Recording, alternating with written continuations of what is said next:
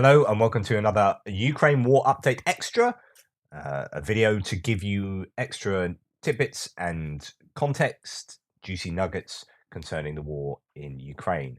I am still pretty ill, so I do apologize if I fall apart during this or my voice goes or whatever. Where should we start? Okay, let's have a look at drones. Here's Shashank Joshi, who is the defense correspondent for The Economist, says drones are vital, and he's taken from an Economist article, I presume he's written. Drones are vital for intelligence, but eye-watering attrition.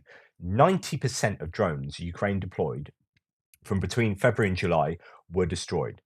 So they have been destroyed, they no longer exist. Average life expectancy of fixed wing drone was 6 flights, that of quadcopter a paltry 3. So fixed wing drones are things like your Orlan 10 for the Russians. They use them. Something like the Bayraktar would be a large fixed wing drone. Average life expectancy 6 flights, and they're expensive. So it'd be interesting if that includes the Bayraktars. I presume it does. Quadcopters a paltry 3. Now they might be 10 a penny. They're still fairly expensive when you're getting in on the levels that Ukraine are. They are having a lot of them bought, crowdfunded, and given to them, and they obviously go through them really quickly. So that supply needs to be fairly consistent. How long would European fleets survive? So this question is, going forward to a future war, do armies of the West, of Europe, have a sufficient stock of drones given the attrition rates in Ukraine, and what Ukraine is going to be useful for as an event, as a war? I don't mean to just see it completely utilitarian terms, but all other nations are going to be looking at this and saying, right, okay, how's war change going forward? What inventory do we need that we don't have, that we can see from this war that we definitely will need? Um, how do our tactics and our strategies change? What's going on? What can we learn from this war? Next, the Gepard, our good friend, the German Gepard. Need to find a source for Gepard. So the Gepard, these autocannons with the 25-kilometer radar, 5-kilometer range autocannons, they're good at shooting down drones, particularly these Shahed 136s. Germany had promised them a bunch more. That was yesterday. But the ammunition for these are like gold dust. So I need to find a source of Gepard ammunition. The Swiss block delivery so far. So the Swiss have a bunch of ammunition, but they have, which is not particularly uncommon, but you'd like it to be lifted. They have a clause in ammunition or stuff that they've made, any kind of war equipment, military equipment they've made and sold to another country. They put a clause in there saying you cannot sell this on to another country. This is yours and has to stay yours. And they don't want their stuff going to be technologically exploited or go to use in a country whose politics they completely disagree with or whatever being used. So, for example, if their stuff ended up in Russia's hands, being used, they would not be happy with that. So I presume that's why the clause exists. But you can correct me if I'm wrong. And many countries have those clauses, but it'd be really nice if they lifted that and said, yeah, you can get all our ammunition that's suitable for the Gepards to Ukraine. That'd be nice. Rheinmetall, a German company, can produce it if the German government provides the necessary will, authority, and funding. So let's hope that happens, because they have proven themselves very useful. Okay, this is news that Biden is considering a dramatic expansion in the training the US military provides to Ukrainian forces, including instructing as many as 2,500 Ukrainian soldiers a month at a US base in Germany. That would be really helpful. So the UK has provided training with partners of a couple of cohorts of 10,000 troops, I think, in the UK, and this will be similar to that, but looks like on a consistent, ongoing basis. That would be absolutely fantastic. Really good for the Ukrainians. Now, notice the use of Biden here, right? And I'm going to defend Biden, but I'm also going to take something away from him here, which is to say, Biden probably hasn't considered this. The military would have considered this and then gone to Biden to rubber stamp it, to give it the tick so it passes. And I say this because I see this quite often, and actually, I guess if I was American, I would vote Biden over, the Republican. My politics, whatever.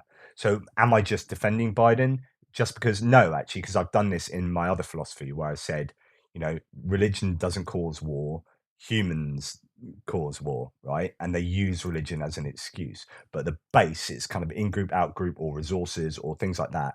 And I actually defend who I'd normally be attacking in these kind of areas. Well, here, like, I am going to defend Biden. So this kind of claim, Biden is a disgrace. What is he saving his weapons for? This is the idea that America could provide more weaponry to Ukraine and should be providing more weaponry to Ukraine. Georgia Ukraine Matters did a piece yesterday or last night, or maybe even this morning, on so Ukraine Matters, go and check that out.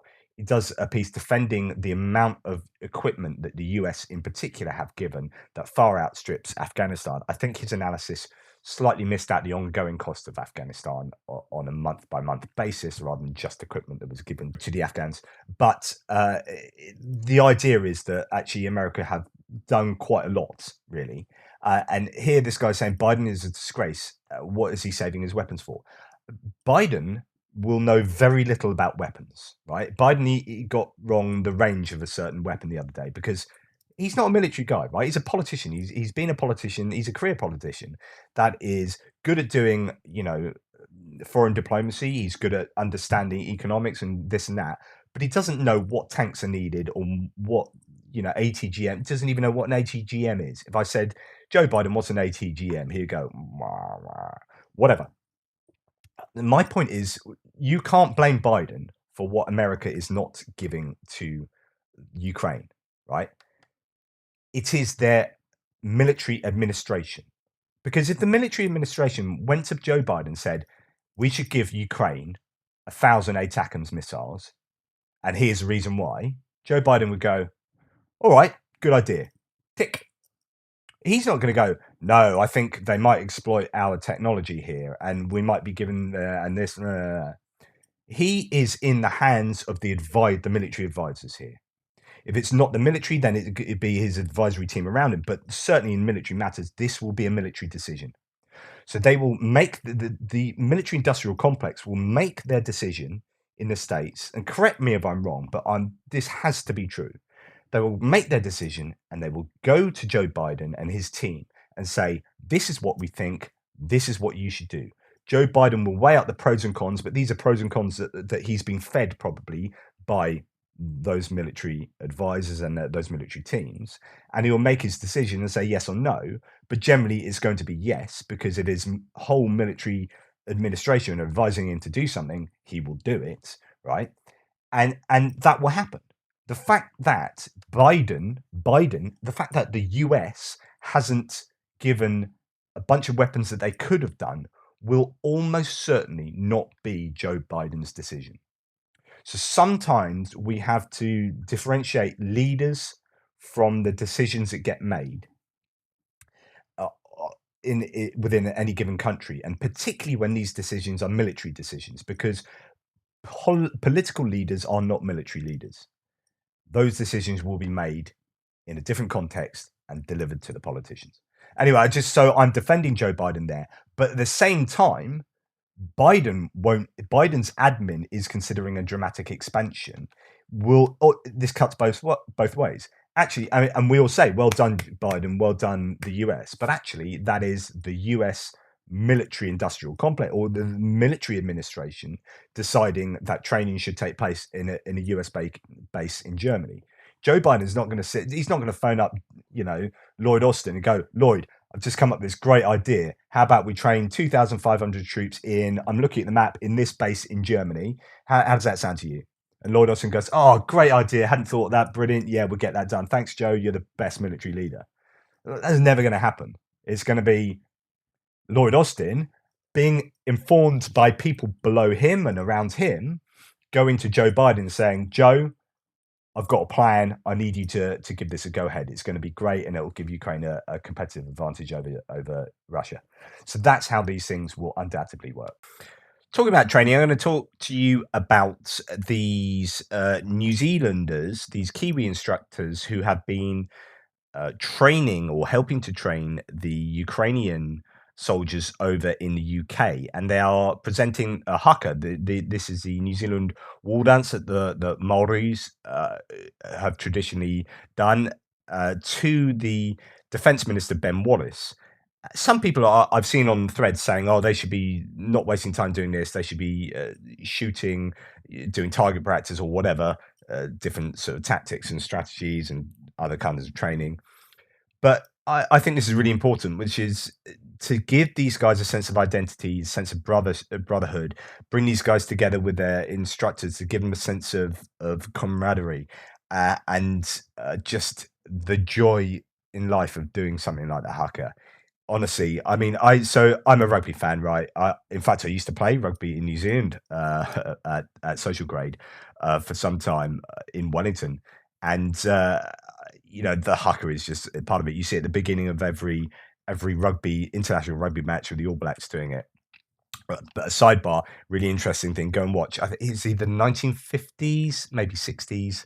There's a video of the All Blacks doing like their first haka or whatever. Most of them were predominantly white guys doing it rather than actual Maoris doing it, and it's hilarious. It's these kind of limp wristed, because they're amateur rugby players at the time. The sport wasn't professional, so now they're beasts. But then it was like really sort of weak guys doing a lackluster performance, a whole different kettle of fish. But anyway, these are Ukrainian soldiers with their Kiwis doing this. Other sidebar is on the. I don't know if it's below here.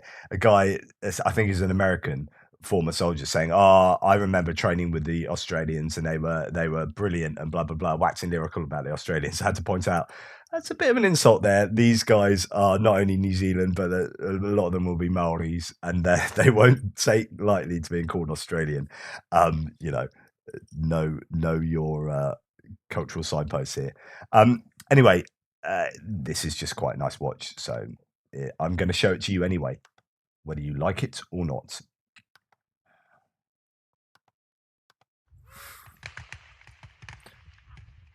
So what happens here is initially a guy comes up, lays down a challenge. You can see the Maori tattoos there.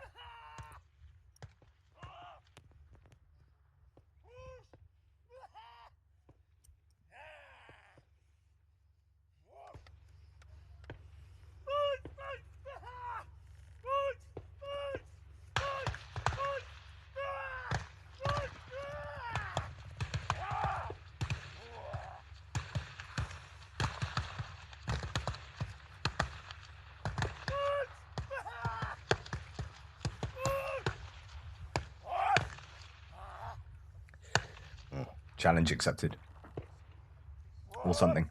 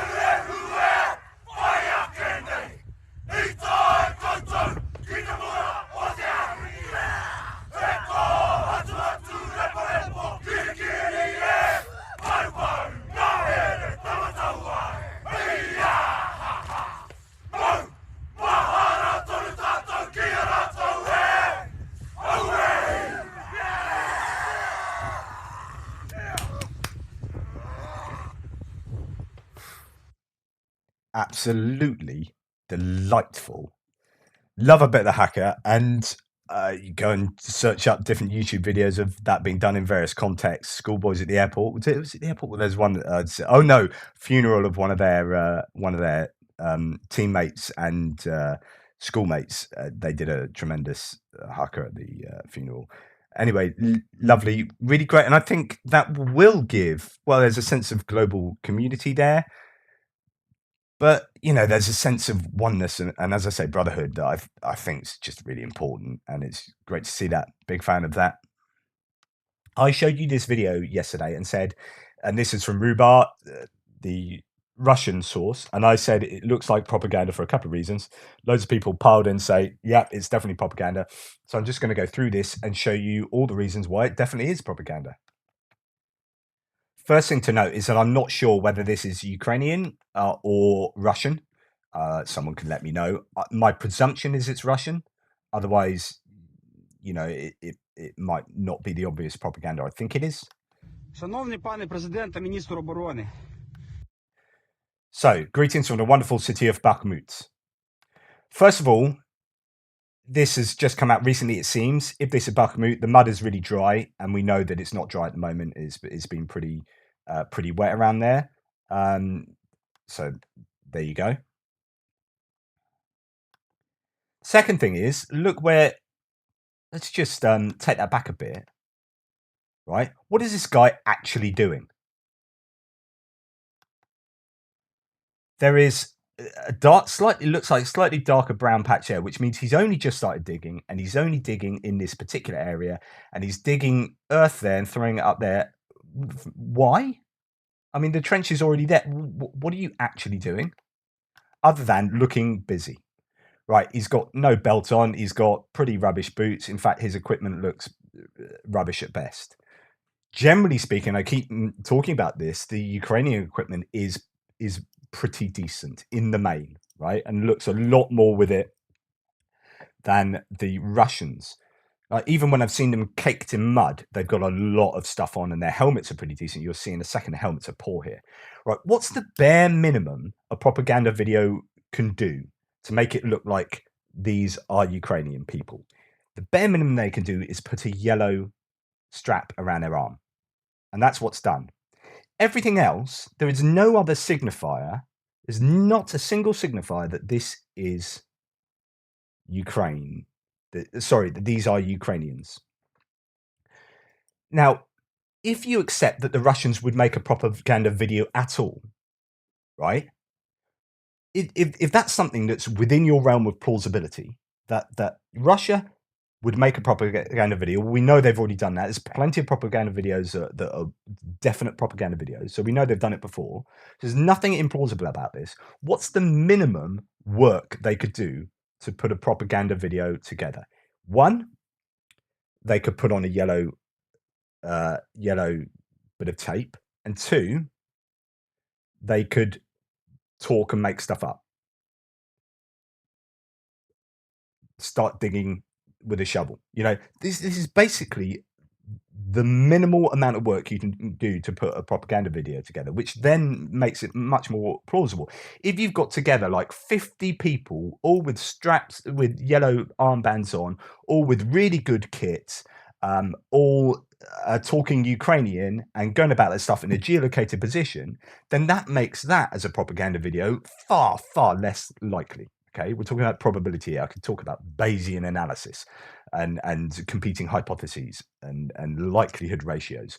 I won't, but suffice to say that you've got either this is Russian propaganda or it's Ukrainian. It's a true Ukrainian video. Blah blah blah blah. At the moment, and we haven't really got into it, I'm siding with the fact that it's more likely to be Russian at the moment because the equipment doesn't look good and the conditions don't look right. The other thing to notice is virtually all Ukrainians have a badge, an insignia of what kind of unit they're with. You don't see any of that here. He just walks past this person just randomly digging, continuing to dig.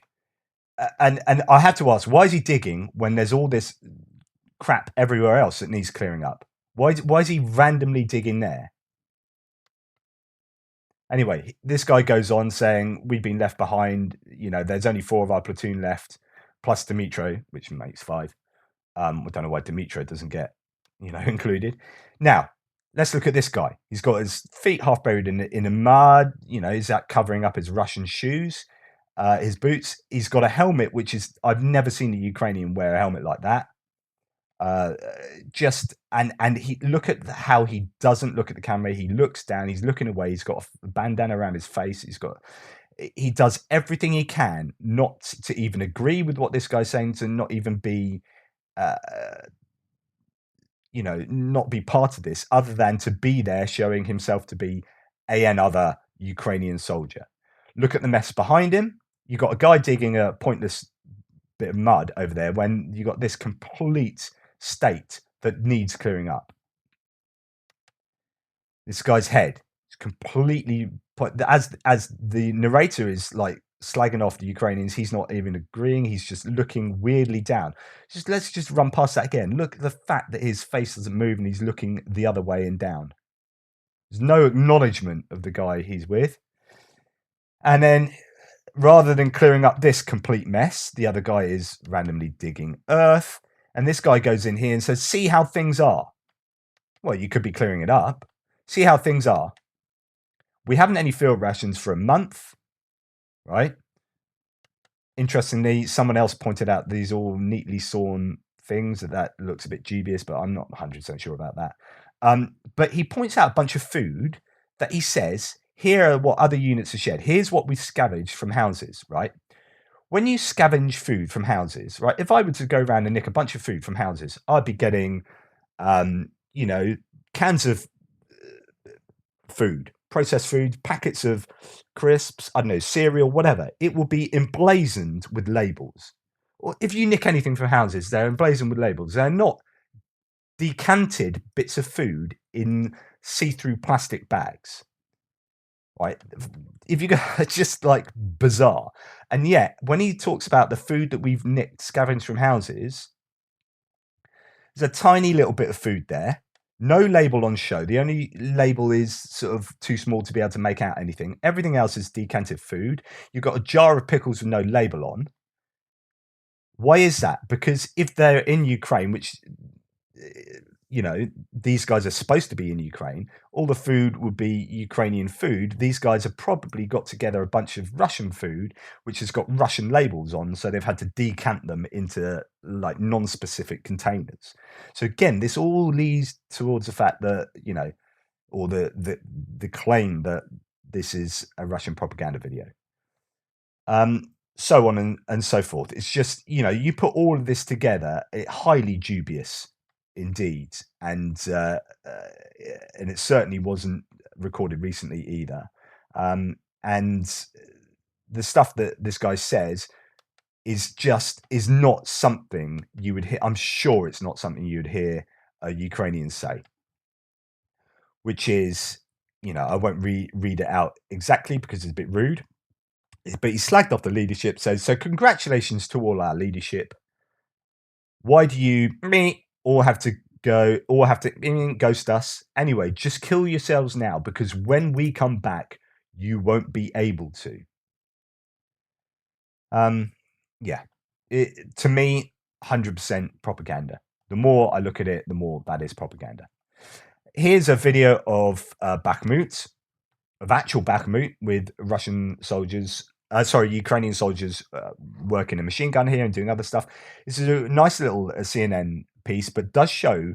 I won't play it to you in its entirety, just the beginning here, and then show you a little bit at the end. The brutal fight for Bakhmut, where Ukrainian troops are battling Russia's onslaught. These exclusive images are from the soldiers themselves. Their commanders tell us dozens of lives are now being sacrificed here. Right, given the video we just looked at, look at all the indicators that these guys are Ukrainian. Dozens. Actually in a trench, right? Look at the helmets they've got. Look at the equipment they're wearing. Look at they've got bands on legs, arms, and helmets, and it's blue. Just there you go. I don't know. Of lives are now being sacrificed here every day. The road into town, Although I have to say that was fairly dry mud.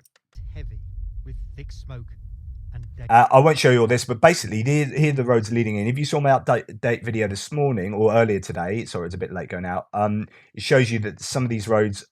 This video shows you that some of these roads are under fire control, which is what I was talking about in that previous video. And in fact, they have to turn around here. And let me go on to show you them down in a bunker with a command and control.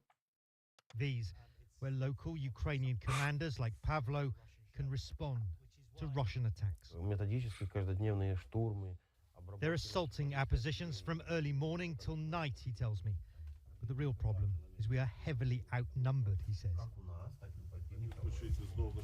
But the innovative use of low-cost tech is helping to bridge that gap. In another frontline bunker, we saw how commercially available drones are giving Ukraine an edge. Wow, that's incredible, because we've just seen an artillery strike in this position that the Ukrainian drone operators have identified as being full of Russians. Like you can see Russian soldiers, as we look at them live now, running for cover as Ukrainian artillery pounds their positions. Yes, this is our position. But battery commanders at the front line, like Two-Man, tell me they're now running low on ammunition rounds. And that even guns sent from the United States are breaking under such constant strain. They need more of both, they say, if this battle for Bakhmut is ever to be won. So more guns, more ammunition. Yeah, I thought that's an interesting little insight into what's going on in Bakhmut. Here we have a couple of videos showing an awful lot of reinforcements for Russia. It's not the best equipment. These look like BMPs, so infantry fighting vehicles from a long time ago. I don't know whether they're first, second, or third iteration of the BMP 1, 2, or 3. But yeah, quite a lot of them lined up to be transported somewhere. I don't know where this was taken or where it's on the way from. Other people are asking these on the threads.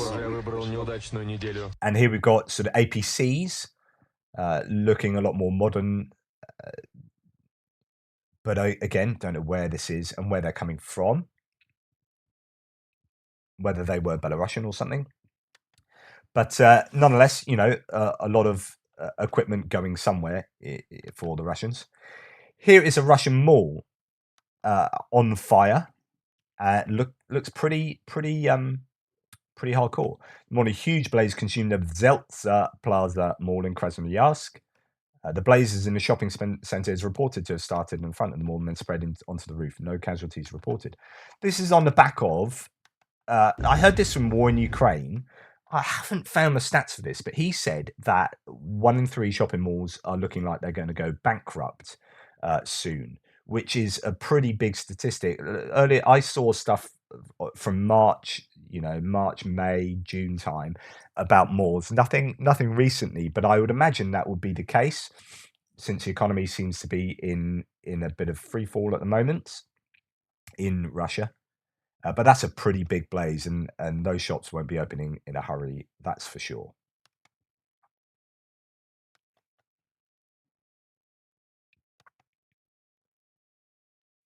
And not only that, but H&M are now pulling out for sure from Russia. They did close previously, and then they reopened, and then they're going for sure. And this is out today. 170 physical stores in August they're announced to be closed in August, but they are now shutting instead of temporarily, permanently. So today will be the last time that people can buy stuff from H&M in Russia, it seems. There you go. Just another indicator of the difficulties Russia has economically speaking. Okay, Yandex, which is the Russian equivalent of Google, has removed destroyed buildings in occupied Mariupol from its maps. So like you have, Google Maps, Bing, Yandex has their maps, but they've removed destroyed buildings from Mariupol so that Russians can't see the destruction that their own country has caused. This is the kind of insidious degree of propaganda that the Russian population are victim to, stuff that they wouldn't necessarily know about. Just before we come towards the end, we've got, in fact, this is the last thing I'm going to talk about. We've got Zelensky inviting Elon Musk to go out to Ukraine. This is on the back of Elon Musk repeatedly saying that Ukraine should have peace talks with Russia. almost taking on a pro-Russian point of view. I some time ago I showed you the opinion polls that Musk was talking about that he thought proved that the Ukrainians should cede the annexed territories, and the opinion polls he was giving were like wildly out of date and really problematic, blah blah blah, and they were from 2012, before those areas were forcibly annexed, and so people's opinions have completely changed since then. And basically Zelensky knows that Musk is just full of crap when it comes to his knowledge of what's going on in Ukraine, and Zelensky does the right thing here. And wouldn't it be great if Musk did go to Ukraine and experience some of the reality of the war firsthand and the ramifications of the war firsthand? And would that change his opinion? If he met real Ukrainians trying to go about their real daily lives, went to the front line and met some or near the front line and met some soldiers, like, this is the reality. Now, what do you think? Do you think, I mean, if Putin invaded Spain or France, these sort of countries, or goodness, America, would he feel the same? South Africa, they invaded South Africa, Russia. How would he feel about, just give them all this territory, let's have peace? I don't know. It'd be the same. Anyway, Zelensky invites Musk to visit Ukraine before offering a peace formula, as according to the New York Times. If you want to understand what Russia has done here, come to Ukraine and you will see it with your own eyes. After that, you will tell us how to end this war, who started it, and when we can end it. So good on you, Zelensky, calling him out there. You may like Elon Musk, you may not, but I'm pretty confident he's been very wrong on his Ukraine stuff. Anyway, hopefully that was of some use and interest to you. I'm going to be doing another video. I haven't decided which channel it's going to go on, looking at Colonel McGregor, who's a sort of pro-Russia military figure. He used to be an advisor to the White House, and he's a little bit controversial, often on Fox News and even Russia Today, giving his opinion on the fact that Russia's winning and Ukraine are rubbish or whatever, but from an American military point of view. So you get a lot of MAGA Americans or Republicans who are against continued support for the war. It's nuanced in America. Lots of different people, though. Lots of you will be watching who are Republican supporters who are in support of the US continuing to give aid to Ukraine. So these things are nuanced, but as far as Colonel McGregor is concerned, he's a very interesting but very controversial voice, and I'm going to be looking at one of his articles, which I've never read before, and I'm going to do it kind of live and give my initial reactions as a live reaction video. Anyway, Toodle Pips, thanks for your support. See you later. Goodbye.